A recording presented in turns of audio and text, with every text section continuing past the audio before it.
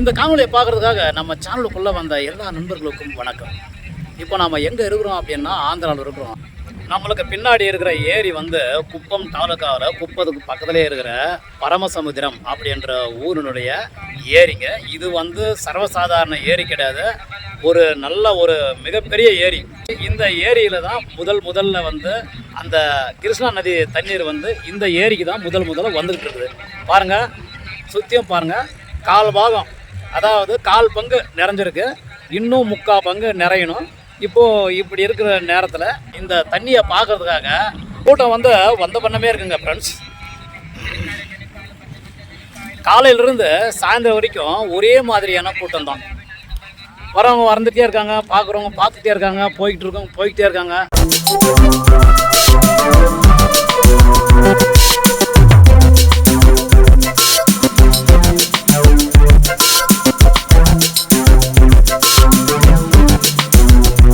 அடோ எங்கள் அப்பா, ஆந்திர மாநிலத்தில் கிருஷ்ணா நதியும் ஸ்ரீசைலமும் எங்கே இருக்குது? எல்லையின் கடைக்கோடி பகுதியான சித்தூர் மாவட்டத்தில் குப்பம் எங்கே இருக்குது? எவ்வளவு தூரம் பாருங்கள், எவ்வளவு பெரிய ப்ராஜெக்டை ஆந்திர அரசு நிறைவேற்றி இருக்குன்னு யோசித்து பாருங்கள் ஃப்ரெண்ட்ஸ். எவ்வளவு தூரத்தில் இருந்து பரமசமுத்திரம் கிராமத்து ஏரியில் கிருஷ்ணா நதிநீர் சங்கமிக்கிறத பார்க்க நாமளும் புறப்பட்டு வந்திருக்கோம். சில டீட்டெயில்ஸோட கால்வாய் வழியாக பயணிக்கலாம் வாங்க ஃப்ரெண்ட்ஸ். இந்த கால்வாய் பேர் ஆண்ட்ரே நீவா சுஜலா ஸ்ரவந்தி. சுருக்கமாக சொன்னால் HNSS ப்ராஜெக்ட். ஆண்ட்ரே நீவா அப்படின்ற பேர் எப்படி வந்ததுன்னா, ஆண்ட்ரே அப்படின்றது ஒரு நதி. அந்த நதி வந்து கர்னூல் மாவட்டத்தில் இருக்குது. நீவா அப்படின்ற ஒரு நதி, அந்த நதி சித்தூர் மாவட்டத்தில் இருக்குது. இந்த ரெண்டு நதிகளோட பேரை சேர்த்து தான் ஆண்ட்ரே நீவான்னு பேர் வச்சுருக்காங்க ஃப்ரெண்ட்ஸ். கரடு முரடான இடங்களை சீர் செஞ்சுருக்காங்க, பாறைகளை உடைச்சிருக்காங்க, காடுகளை குடைச்சிருக்காங்க, சில இடத்துல சுரங்க வழி கால்வாய்கள் அமைச்சிருக்காங்க. இந்த கால்வாயால் 6 லட்சம் ஏக்கர் விவசாய நிலம் செழிப்பாக போகுது. 33 லட்சம் மக்களின் குடிநீருக்காகவும் ஆதாரமாக விளங்க போகுது இந்த திட்டம். ஆந்திர மாநிலத்தில் இருக்கிற கிருஷ்ணா நதி தண்ணீரை ஸ்ரீசைலத்தில் இருந்து ராட்சத மோட்டார்கள் உதவியோடு சுமார் 369.83 மீட்டர் உயரத்துக்கு நீரேற்றம் செஞ்சு அவங்க இந்த தண்ணியை இந்த இடத்துக்கு கொண்டு வந்திருக்காங்க.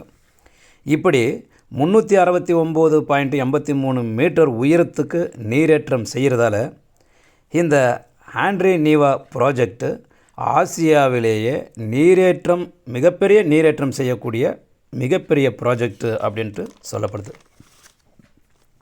இந்த ப்ராஜெக்டில் 40 TMC கிருஷ்ணா நதி தண்ணீரை ஸ்ரீசைலத்தில் இருந்து எடுத்து ராயலசீமா 4 மாவட்டங்களுக்கு குடித்தண்ணீருக்கும் விவசாய பயன்பாட்டுக்கும் இந்த கால்வாய் திட்டம். வருஷத்தில் வந்து 120 நாள், அதாவது ஆகஸ்ட் டு நவம்பர் வரையில் தண்ணீர் இந்த கால்வாயில் விடப்படும் அப்படின்ற செய்தி பரவலாக இருக்குது. இந்த திட்டத்தோட மதிப்பு 6850 கோடி ரூபாய்ங்க ஃப்ரெண்ட்ஸ். மக்களுக்கு பயன்படக்கூடிய இப்படிப்பட்ட நல்ல திட்டங்களுக்கு எத்தனை கோடி செலவு செஞ்சால் என்ன? தாராளமாக செலவு செய்யலாம். மக்களுக்காக நல்ல திட்டங்களை செய்யணும்னு அரசுக்கு மனசு இருக்கணும், அதுதான் முக்கியம். அதாவது பொதுவாக ஒரு அரசாங்கத்தில் இருக்கிற மொத்த துறைகளில் எல்லா துறைகளிலையும் லாபத்தை எதிர்பார்க்க முடியாது. ஒரு துறையில் வருமானம் இருக்கும், இன்னொரு துறையில் அந்த துறையில் வேலை செய்கிற ஊழியர்களுக்கு சம்பளம் கொடுக்கக்கூட முடியாத அளவுக்கு வருமானம் இல்லாமல் நஷ்டத்தில் இயங்கும். அப்படிப்பட்ட துறைகளும் இருக்கும். அதுக்காக நாட்டு மக்களை அரசாங்கம் அம்போன்னு தெருவில் விட முடியாது இல்லையா? அதான கரெக்டு. 4 மாவட்ட மக்களோட 30 வருஷத்துக்கு முன்னாடியே இந்த கோரிக்கை, அதாவது இந்த திட்டத்தை செய்யணும் அப்படின்ட்டு மக்கள் வந்து கோரிக்கை வச்சுருக்காங்க அரசாங்கத்தில், ஆந்திரா பிரதேச அரசாங்கத்தில். இப்படிப்பட்ட திட்டத்தை ஆந்திர முதலமைச்சர் மாண்புமிகு திரு சந்திரபாபு நாயுடு அவர்கள் மக்களுக்காக இந்த திட்டத்தை கொண்டு வந்து அர்ப்பணிச்சிருக்காரு. என்னடா இவன் கால்வாயை காட்டினோமா, தண்ணியை காட்டினோமா, ஏரியை காட்டினோமா அப்படின்ட்டு இல்லாமல் எதையோ பேசிக்கிட்டு இருக்கான் அப்படின்ட்டு நினைக்காதீங்க. 2019 ஆந்திர பிரதேஷ் சட்டமன்ற தேர்தலில் சந்திரபாபு நாயுடு ஆட்சி அமையாமல் தோல்வியானதுக்கு முக்கிய காரணம் இந்த கால்வாய் திட்டம்தான் அப்படின்ட்டு அப்போது பரவலாக மக்கள் மத்தியில் பேசப்பட்டது. ஆனால் அது எந்த அளவுக்கு உண்மை அப்படின்ட்டு நமக்கு தெரியாது. எப்படின்னா 2019க்கு முன்னாடி ஆட்சி செஞ்ச இவர் அந்த ஆட்சி காலத்தில் தான் இந்த கால்வாய் பணிகள் தொடங்கி கிட்டத்தட்ட 75% அளவுக்கு வேலைகள் முடிஞ்சிருந்தது. இந்த கால்வாய்க்காக 1/4 ஏக்கர், அரை ஏக்கர், 3/4 ஏக்கர், 1 ஏக்கர் இப்படி நிலங்கள் போச்சேன்னு ஆதங்கப்பட்ட நில உரிமையாளர்கள் மக்கள் அவருக்கு ஓட்டு போடாமல் விட்டுட்டாங்க அப்படின்ட்டு பேசப்பட்டது. அதுதான் அன்னைக்கு அந்த வருஷம் அந்த காலகட்டத்தில் அந்த ஆட்சி அமையாமல் பறி போனதுக்கு காரணம் அப்படின்ட்டு சொல்லப்பட்டது.